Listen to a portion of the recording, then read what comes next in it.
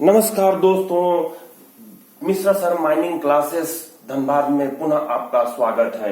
मैं question paper 2021 का first class कोल unrestricted legislation subject का आपके सामने उठाया हुआ है। जैसा कि क्वेश्चन नंबर 1 कहता है दोस्तों, हम उसको पढ़ते हैं, समझते हैं और समझने के बाद कौन सी रेगुलेशन का ये प्रश्न है उसको कोरिलेट करते हैं और उस रेगुलेशन से संबंधित जो भी और कीवर्ड और की नंबर होंगे उनको ध्यान में रखेंगे दोस्तों। चलिए दोस्तों पढ़ते हैं। Identify from the following characteristics of safety management system which belongs to either A rule based safety management system, B risk based safety management system, जिसके 5 रोमन लेटर में कंटेंट्स दिए हुए हैं। क्या है दोस्तों, प्रश्न को समझते हैं। Identify from the following characteristics of safety management system. Safety management system के निम्नलिखित कैरेक्टरिस्टिक्स को आइडेंटिफाई करना है जो बिलोंग करता है इससे या तो इससे। ये कैरेक्टरिस्टिक्स दिए हुए हैं 5 रोमन लेटर में जो लिखे हुए हैं दोस्तों। ये 5 जो कैरेक्टरिस्टिक्स दिए हैं ये इनमें से किससे बिलोंग कर रहे हैं, ए से बिलोंग कर रहे हैं या बी से बिलोंग कर रहे हैं दोस्तों। अब हम ऑब्जेक्टिव पढ़ने के पहले हम ए नंबर और बी नंबर है वो ध्यान रखते हैं। Rule based safety management system, ये rule based safety management system क्या होता है दोस्तों, ये जो एक्सीडेंट या इंसिडेंट घट गई रहती है, मतलब कि वो काम जो हो गया रहता है उसके बाद जब हम उसके ऊपर कमेंट्स देते हैं, उसके ऊपर जब हम लोग एनालिसिस करते हैं तो वो जो है rule based safety management system होता है दोस्तों। मतलब जो घटना घट गई रहती है उसके बाद जब हम आप कमेंट्स देते हैं, एनालिसिस करते हैं तो वो जो है rule based safety management system होती है। इसका मतलब कि ये रिएक्टिव होती है। रिएक्टिव यानी कि जो घटना घट गई है उसके बाद जब हम लोग उसका एनालिसिस करते हैं, कमेंट्स देते हैं तो वो जो है रिएक्टिव कहलाती है। बी नंबर है दोस्तों risk based safety management system. Risk based से जो सेफ्टी मैनेजमेंट सिस्टम होती है वो जब घटना घटने वाली होती है उसी के पहले आप उसके बारे में कमेंट्स देके, एनालिसिस करके, सजेशन दे करके उसके बारे में जब आप प्रिकॉशन लेते हैं तो वो कहलाती है risk based safety management system, जो उसको प्रोएक्टिव कहलाती है। वो प्रोएक्टिव एक्शन के पहले का जो कहिए रिएक्शन होती है वही जो है प्रोएक्टिव कहलाती है। तीसरा दोस्तों फोकस्ड इन ह्यूमन एरर, जो तीसरी कैरेक्टरिस्टिक्स है वो ह्यूमन एरर के ऊपर फोकस की गई रहती है। तो ये मान के चलिए कि जो हमारा ये rule based safety management system है वो ह्यूमन एरर पर ही फोकस किया गया है। Rule based safety management system human error पर ही फोकस किया गया है।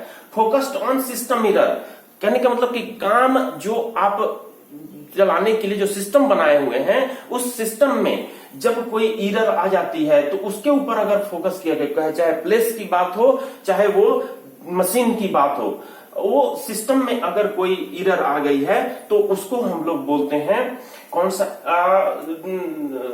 अपन रिस्क बेस्ड सिस्टम मैनेजमेंट कहते हैं, उसको रिस्क बेस्ड सिस्टम मैनेजमेंट कहते हैं। इसी तरह से इन्फोर्समेंट ड्रिवन, जब हम उसको कार्यान्वित करते हैं तो वो जो है हमारा कहलाता है रिस्क बेस्ड सिस्टम। अब यहाँ देखिए ऑप्शन में दोस्तों ए नंबर में जो दिया हुआ है स्मॉल ए का जो है 2 और 4 है। 2 और 4 कहने का मतलब कि 2 प्रोएक्टिव, ये तो नहीं हो सकता जैसा कि बताए ए नंबर प्रोएक्टिव नहीं है। बी नंबर में देखिए ए जो है 1 है दोस्तों, तो 1 तो है ही है, रूल बेस्ड रिएक्टिव है। 2 नंबर प्रोएक्टिव नहीं है इसलिए बी नंबर में नहीं होगा। सी नंबर देखते हैं दोस्तों, ए में जो है 1 है, 1 तो रिएक्टिव है, 2 नंबर प्रोएक्टिव नहीं है दोस्तों, इसको भी नहीं लेना है। डी नंबर में देखिए दोस्तों ए है, 1 नंबर रिएक्टिव है दोस्तों, 3 नंबर ए जो है focused on in human error है दोस्तों। ये 5 नंबर जो है आपका वो इन्फोर्समेंट ड्रिवन भी है दोस्तों। 2 नंबर जो है बी नंबर का देखिए 2 नंबर ये कहता है कि प्रोएक्टिव है दोस्तों, प्रोएक्टिव है, और 4 नंबर जो है फोकस्ड ऑन सिस्टम मिरर। इस तरह से D number is the right answer दोस्तों।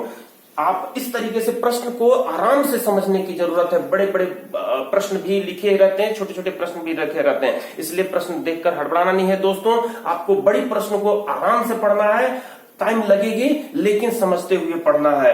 उसके लिए आपको छोटे प्रश्न भी दिए रहते हैं, अगर टाइम कंज्यूम भी हो जाती है तो उस पर ध्यान नहीं देना है, या तो उसको फिर बाद में अटेंड करना है दोस्तों। छोटे प्रश्न को पहले अटेंड कर लिया कीजिएगा दोस्तों। अब चलते हैं हम लोग क्वेश्चन नंबर 2 पर। क्वेश्चन नंबर 2 देखिए, कहता है if average concentration of respirable dust in a series of dash dash sample taken in dash dash successive normal working shift during the subsequent month exceeds dash dash time the permissible limit relevant operation causing excessive dust cell seize।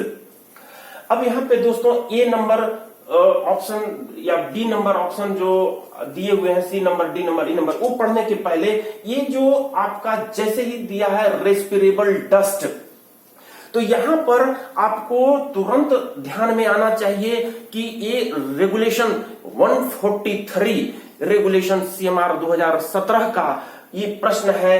आप CMR 2017 के जो regulation number 143 है उसको आपको अच्छे से keyword और की नंबर बना करके मैं बताऊंगा दोस्तों। अब यहां पे देखिए, सबसे पहले तो रेस्पिरेबल डस्ट क्या होती है दोस्तों। वह डस्ट जो रेस्पिरेटरी सिस्टम से हमारे ब्रीदिंग के अंदर में जाए, ऐसा डस्ट जो ब्रीदिंग सिस्टम से सांस लेने से हमारे शरीर के अंदर जाती है, वो डस्ट जो है रेस्पिरेबल डस्ट कहता है। हवा में उड़ने वाली वह डस्ट जो ब्रीदिंग सिस्टम से हमारे अंदर जाती है वही जो है रेस्पिरेबल डस्ट कहलाती है। अब यहां पर कहता है दोस्तों कि इस रेगुलेशन का जो आपका पॉइंट है, जो कि उस 143 का रेगुलेशन 10 है, उसको आप पढ़िएगा। Regulation sub regulation 10, sub regulation 10, sub regulation 10।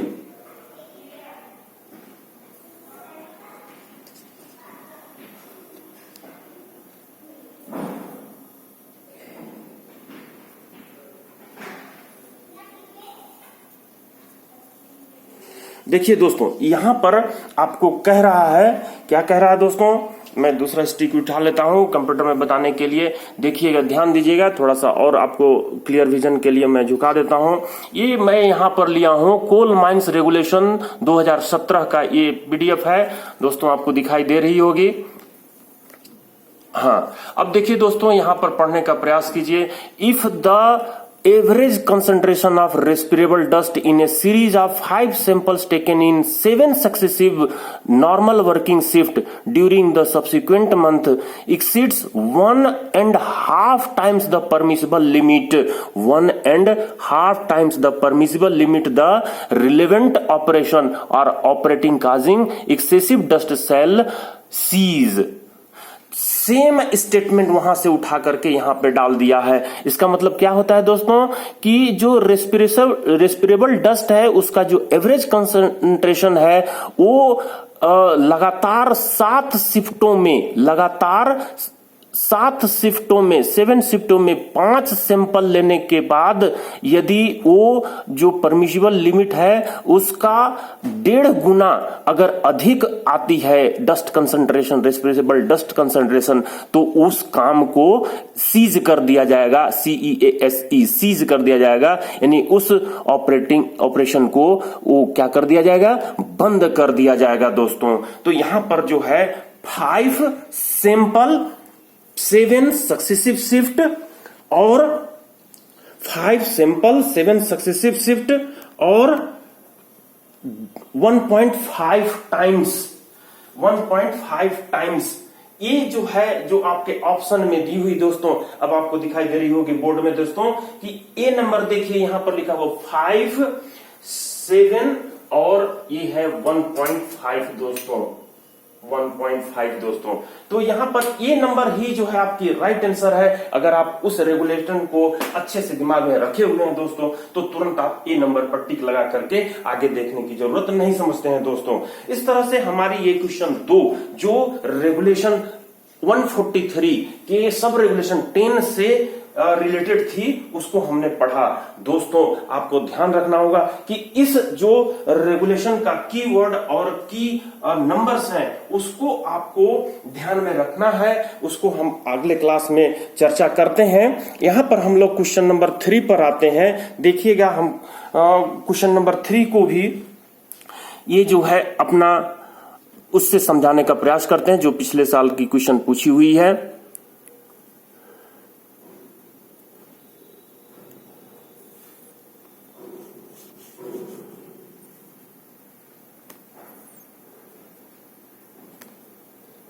देखिए दोस्तों, ये आ गई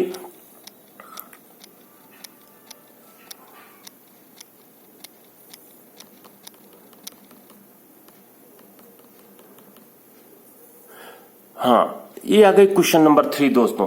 अब हम लोग पढ़ने का प्रयास करते हैं दोस्तों क्वेश्चन नंबर 3 को।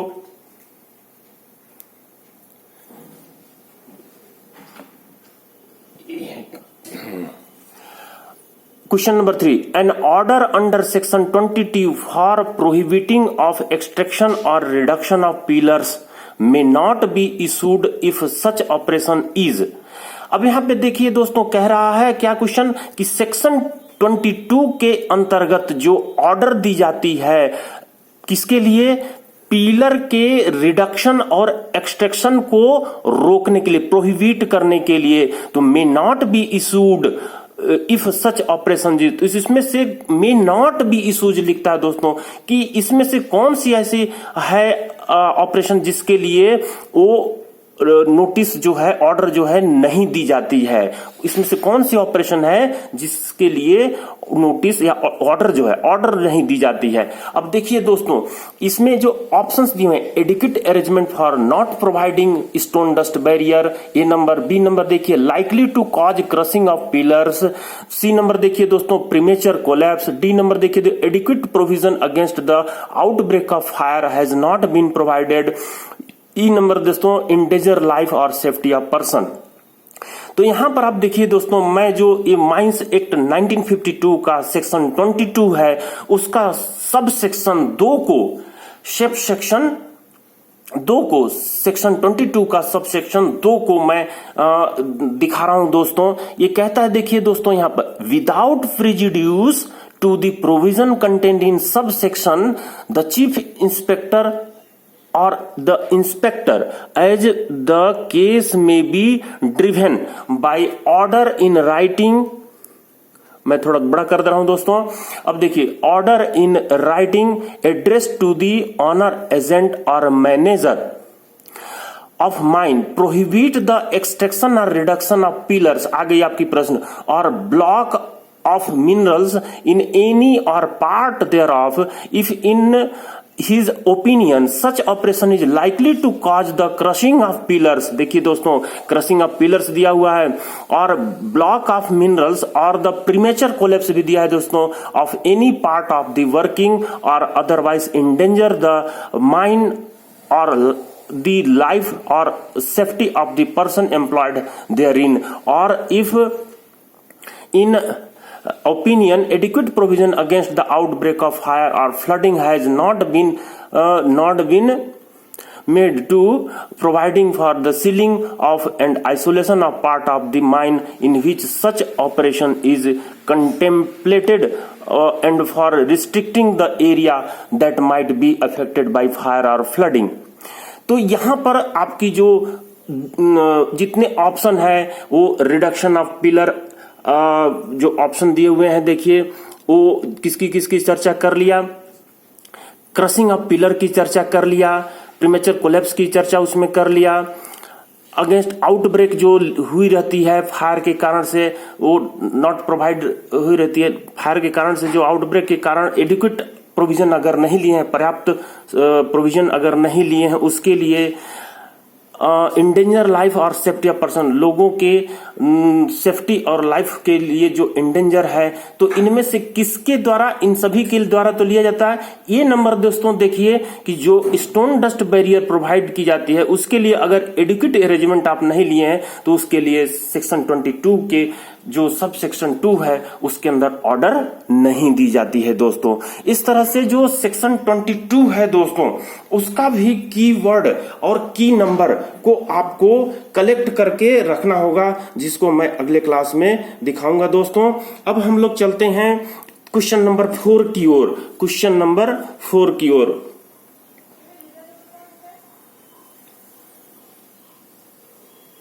क्वेश्चन नंबर 4 देखिए दोस्तों क्या कहता है, what are the direction for measuring the vibration, यानी कि वाइब्रेशन के डायरेक्शन को मेजर करने के लिए किस डायरेक्शन में मेजर की जाती है दोस्तों। देखिएगा ए है, यहां पे दिख रही है दोस्तों, ए है वर्टिकल, बी है हॉरिजॉन्टल, सी है एक्सियल, डी है नन ऑफ दीज, ई है ऑल ऑफ दीज।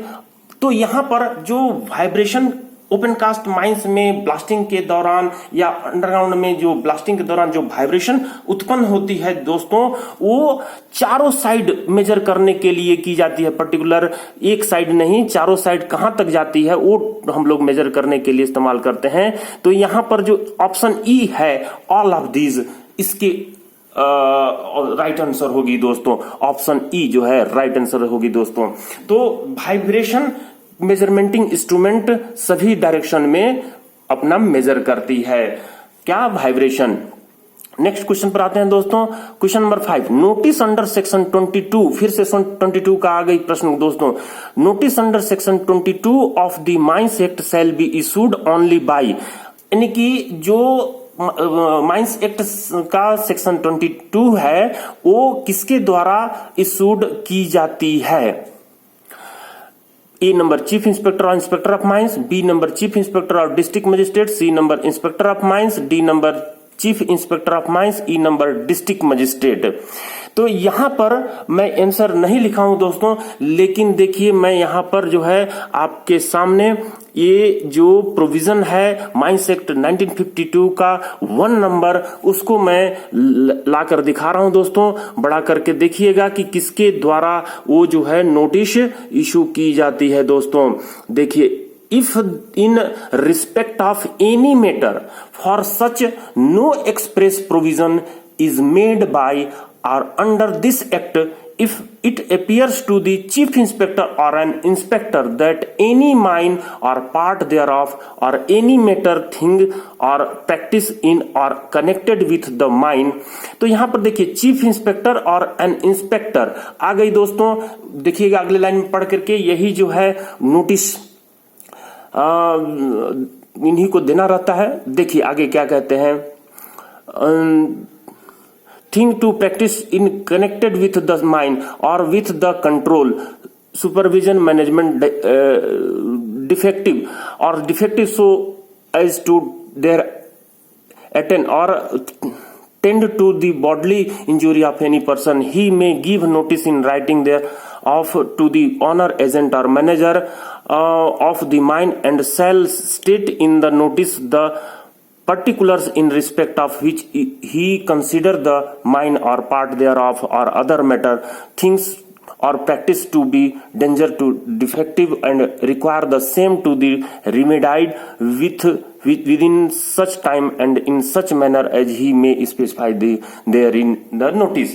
तो ये जो है पूरी लाइन है दोस्तों, जिसमें सेक्शन 22 का आपको 1 सब सेक्शन जो है, 1 सब सेक्शन जो है जिसमें कहता है कि notice under section 22 of the mines act shall be issued by chief inspector और इंस्पेक्टर ऑफ द माइंस। अब यहां पे हम लोग दोस्तों देखते हैं क्वेश्चन नंबर 6। क्वेश्चन नंबर 6 क्या कहता है कि except in cases where the delay involved may result in danger to RTP shall not proceed beyond any place where a base is to be established until there have been provided at such base। कहने का मतलब कि except in case where the delay involved may result in danger, यहां पर RTP rescue trend person की बात कर रहा है दोस्तों। रेस्क्यू ट्रेंड पर्सन जो एक केस को छोड़ करके, कौन सी केस, जिसमें जिस खतरे के कारण रिस्क इन्वॉल्व हो, ऐसे केस को छोड़ करके आरटीपी तब तक जो है नहीं जाएंगे, किस ओर नहीं जाएंगे। RTP shall not proceed beyond any place where a base is to be established until there have been provided at such base. A base fresh air base की बात कर रहा है कि फ्रेश एयर बेस जब तक नहीं प्रोवाइड की जाएगी, जब तक नहीं तैयार की जाएगी, तब तक वो जो है रेस्क्यू वर्क के लिए इर्रिस्पेरेबल यानी अशोचनीय वातावरण में नहीं जाएंगे दोस्तों। तो ये जो अपना क्वेश्चन है वो माइंस रेस्क्यू रूल 1985 के रूल नंबर 27 में जो दिया गया प्रोविजन है उसके तहत ये प्रश्न पूछी गई है दोस्तों। आप यहां देख सकते हैं, लेकिन मैं इसको बोर्ड में समझाने का प्रयास करता हूं दोस्तों। अब